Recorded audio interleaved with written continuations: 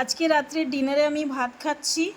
ভাতের সাথেই দেখো ছোট মাছ সর্ষে বাটা দিয়ে যেটা বানিয়েছি, আর সাথে আছে ঝিঙে চিংড়ি দিয়ে। তো মাছ দিয়ে প্রথমে একটু ট্রাই করে দেখি শুকনো ভাত দিয়ে কেমন লাগে।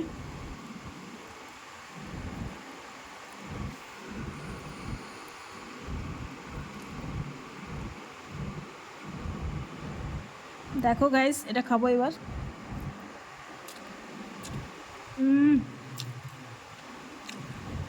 অমৃত হয়েছে খেতে।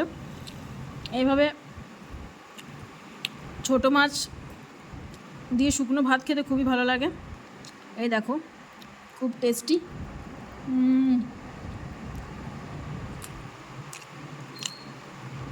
শুধু এটা দিয়ে পুরো ভাতটা শেষ করে দেবো, আর কিছু লাগবে না।